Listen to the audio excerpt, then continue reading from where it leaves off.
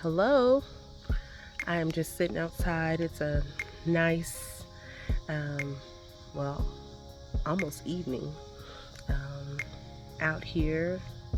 So I thought I'd sit outside again and do this video. So we're going to jump in with day 6, and we're picking up off after I've had my first treatment. So after that reaction with the iron, again, I came back that next day, and then the first day of treatment was successful. Again, they gave me pre-meds, which was dexamethasone, which is a steroid, Pepsid, that helps your stomach, and then Benadryl for any kind of reactions, like any kind of allergic reactions that could happen that your body just wants to basically like reject. Your body just basically wants to constantly reject chemo. Um, that's how I feel. That's how my body was. It constantly wanted to reject chemo. So after I had that first treatment, the next day I was nauseated. The nausea did start. They also the very next day give you a shot.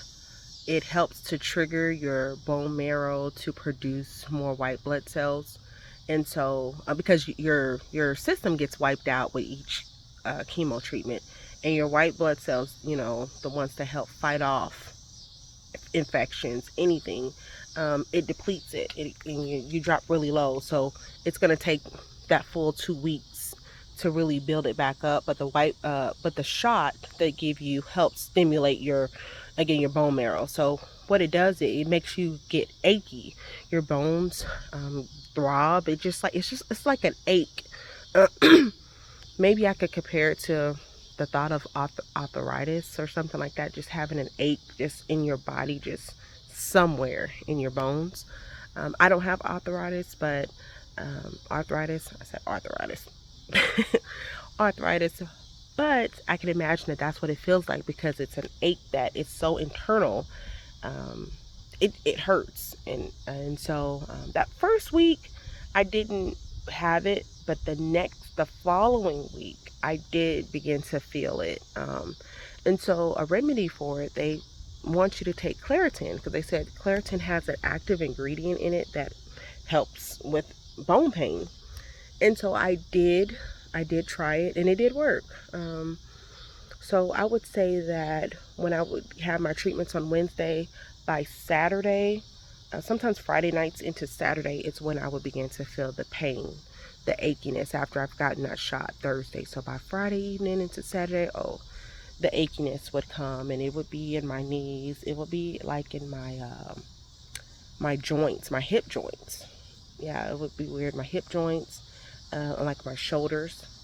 Um, yeah, it would just be like just an achiness. And so um, between that, the nausea and that, sometimes it was hard to, like, I didn't want to do a lot of things, especially on the weekend. And I didn't plan a lot of things. I didn't plan a lot of things. I tried not to commit to a lot of things because I didn't know how I was going to feel. And so I didn't want to be like, oh, I can't make it now. So I tried not to commit to a bunch of things. Then also the next day, just looking at my face, and it looks kind of red to me.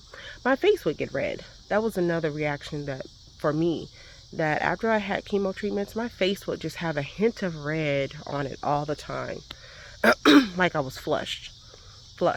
And then also, my face, when I got to, right before my, no, right after my second treatment, so right here, my face broke out in a bunch of tiny, like, pimple-like bumps. Like, they were white. I mean, it was a bunch of them. And it kind of gave me the heebie-jeebies looking at it, taking pictures. If you're, I'm going to insert a picture, but if you're kind of like those people that can't look at a whole bunch of cluster of bumps, or I don't know what that's called, but when you feel like weird sensation when you see a cluster of something looking like little eggs, yeah, just zoom past it or something. But yeah, I'm gonna insert a picture because it was just like like acne. Now I do get acne, my face does. It's getting better, but it does break out from time to time. But that came out of nowhere, and I know that that was from the chemo. And so I asked, was that common? I asked oncologist was that common? And she was like, no. But, you know, it went down on its own. She said if it didn't, they would have found something to give me, prescribed for me, excuse me, topical. But yeah, it just ended up going down as I washed my face and put, you know, clean my face with my face products. It ended up like healing over time. Took about a week, I would say, to get it down. And good thing I was wearing a mask. This is when the mask order was still in effect. It didn't get lifted until what sometime in May. So good thing, because if I couldn't have worn a mask, I probably would have stayed home. I wouldn't have went anywhere. But yeah, I was still wearing my mask, and so that was covered up. Like, even though other people weren't wearing a mask, I was still wearing a mask to many different places anyway. I mean, I still wore my mask all the time. Like, even now, I still wear it, and the mask mandate got lifted. But yeah, it was hard for me to eat certain things. I didn't like anything but home cooked food. With the nausea being as intense as it was, some days I just would just be so nauseated. But then again, I was also so hungry.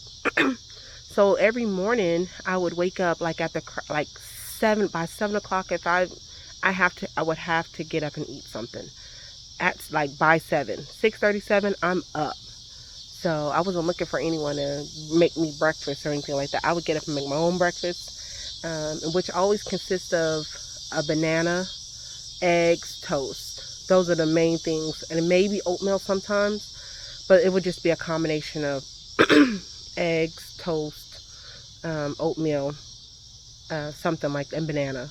Like, that was my combination. That's the things I would tolerate. And like, my body just craves certain things, and so it would crave like the again, home cooked food and stuff I grew up on. Excuse me, this just leftover remnants of that COVID. But yes, I'm getting better, much better. But where was I at? Oh, I only wanted home cooked food. So I did have my my support system on their own. They set it up to where they would cook for me every Wednesday. They would cook or bring something to the house, or have something delivered for my family, which I greatly appreciated, because it did help in times where I just wasn't feeling it. Or Wednesdays were so busy and long, like I would literally be there for like 4 hours or so. So I wouldn't get home till right before my children got out of school, and sometimes right after they got home from school, to where I wasn't looking to cook anything. And so they would have food prepared or delivered, and but I could only eat home cooked things. So I would occasionally try to eat something that was sent, if it wasn't home cooked. But most times I was just thankful for my family, and I would have some leftover that was already cooked at home. And then I also craved a lot of chicken, which is strange. Who wants chicken? But I craved a lot of chicken. I just wanted chicken dishes, chicken this, chicken that. Whether it was chicken noodle soup, chicken and rice, baked chicken, not fried though, not really fried foods. Fried foods I didn't care for, but it was like ham hocks and greens, and if I could tolerate greens, it was just like stuff like that. Like, it was crazy. Like, or like pho. Now that's the only fast food item that I really had that I could tolerate, because of the bone broth. So I wanted the bone broth. I thought somebody was pulling to my driveway. But yeah, I would want the bone broth things, but I just wanted things that had like a lot of that felt fulfilling. And yeah, so that was different. And then the other thing is, when I went to my second appointment, so which was around May 1st at this time, my oncologist was surprised that my hair hadn't fallen out, because she had already told me that once after the first round of treatment, your hair is going to start falling out, because the medicines are very strong, and that's one of the main side effects of those 2 medicines that I was taking, which was oh, I can't even think of the names of them right now. But it is in another, I think the previous video the kind of medicine I was taking, but they make your hair fall out. So she was surprised that my hair hadn't fallen out already. And yeah, I had it braided up, so I was just going to leave it up until it started coming out. And that's what I did. I left it up, which was good. I didn't I'm thankful that I did braid my hair, and I think I mentioned that it was out of the blue, because I feel like if I had to fool my hair, especially with it being natural and trying to find a style to do to it, or I wouldn't have been in the mood to braid it after the fact. Like after I started chemo, wouldn't have been in the mood, and I wouldn't want nobody in my hair. I know that was nobody but the Lord that just unctioned me to braid my hair, because I braided it like right the first week of January. Started braiding my hair. So yeah, I said I definitely wouldn't have wanted to. It was a lot of things I didn't feel like doing because I was tired. That's another thing. You're tired, achy bones. You don't know what you want to eat. Brain fog. That was another side effect I immediately felt. I felt like by that next week after chemo, probably I started feeling, but it was building up. It was brain fog. It was like, just like if you ever had